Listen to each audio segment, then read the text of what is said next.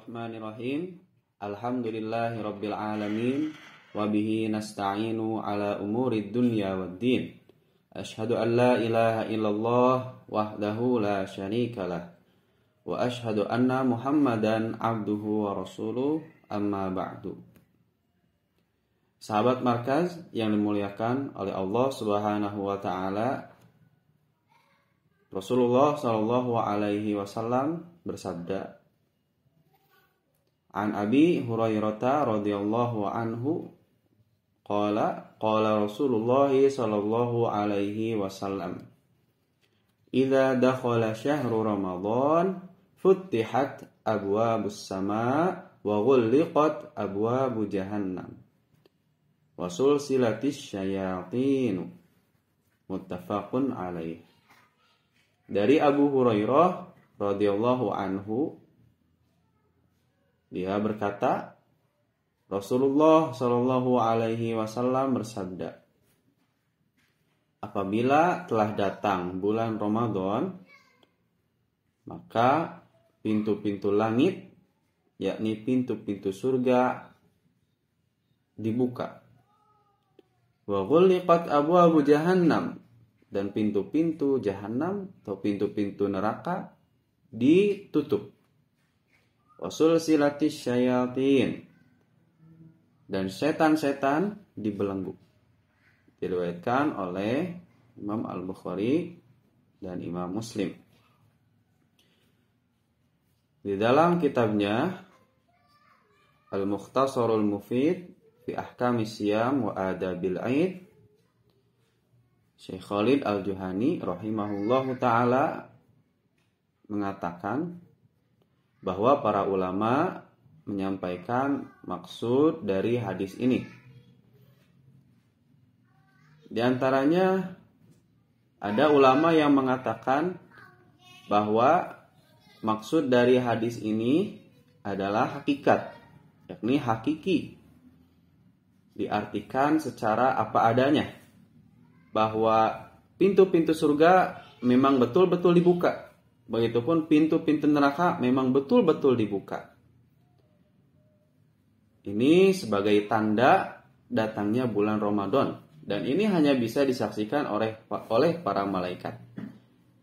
Apabila pintu-pintu surga telah dibuka, pintu-pintu neraka telah ditutup, maka para malaikat tahu bahwa telah datang bulan yang agung, yakni bulan Ramadan. Adapun yang kedua, ada ulama yang mengatakan bahwa maksud dari hadis ini adalah majazi.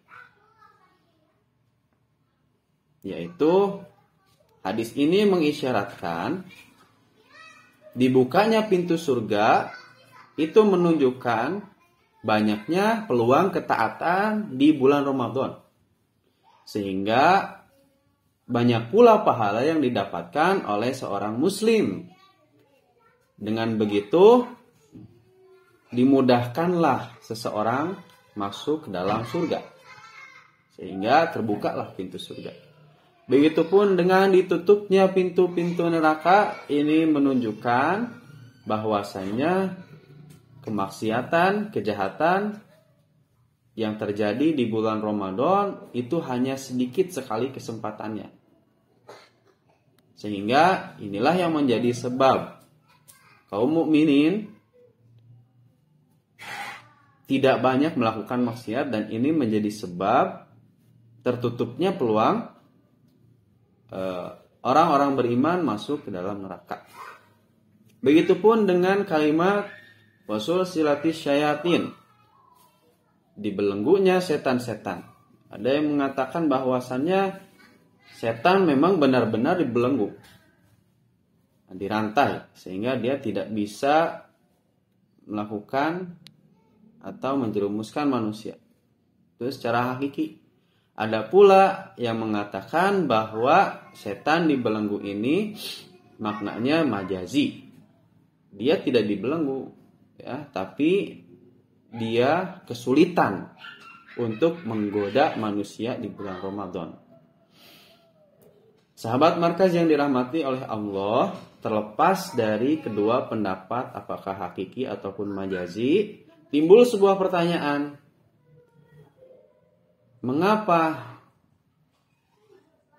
di bulan Ramadan ini, di bulan dibukanya pintu-pintu surga, ditutupnya pintu-pintu neraka, dan dibelenggunya setan-setan, tapi kok masih ada orang yang bermaksiat? Di antaranya masih ada orang yang tidak saum, orang yang merampok juga masih ada, orang yang mencuri juga masih ada, orang yang korupsi, orang yang minum khamr juga masih ada. Bukankah setan-setan sudah dibelenggu?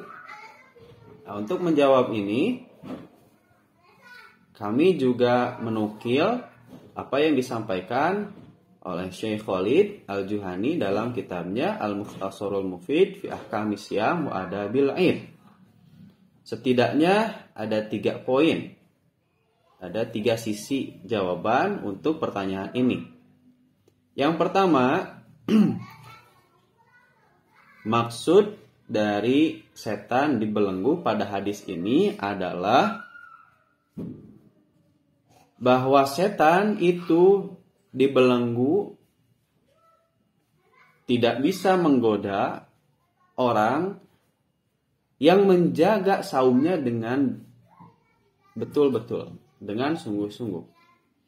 Setan kesulitan untuk menggoda orang-orang yang saum dengan menjaga syarat-syaratnya, menjaga adab-adabnya. Adapun orang-orang yang saumnya tidak benar, saumnya tidak menjaga syarat dan adabnya, maka setan melihat bahwasanya orang ini rapuh pertahanannya, orang ini rapuh bentengnya, sehingga dia masih tetap bisa digoda oleh setan.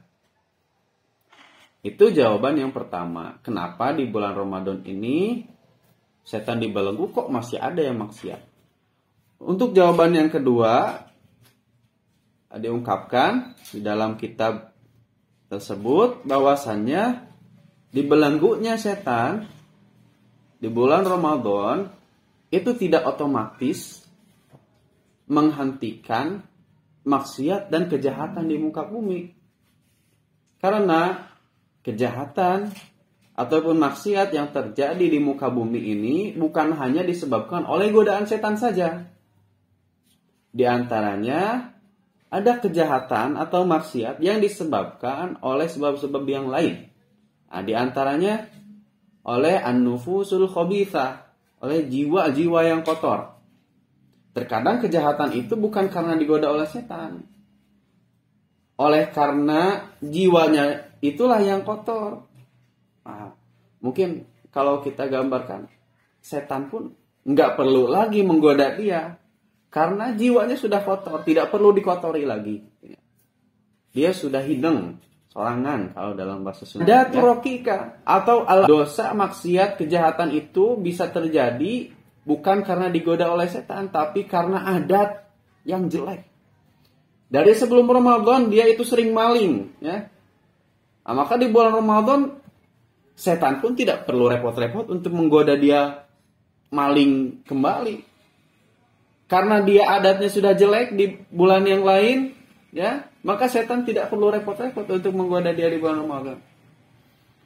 Begitupun dengan sebab yang ketiga, manusia bisa melakukan dosa, maksiat ataupun kejahatan itu dikarenakan adanya godaan dari setan yang berbentuk manusia, ya.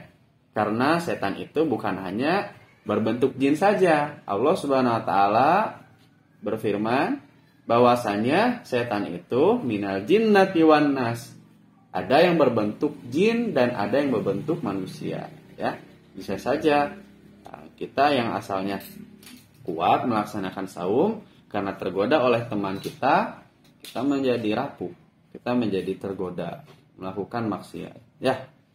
Kemudian itu jawaban yang kedua, bahwasanya dibelenggunya setan ini tidak otomatis menghentikan bahwasanya setan dan maksiat. Setan yang dibelenggu itu setan-setan yang memiliki kedudukan yang tinggi atau kita sebut bosnya setan.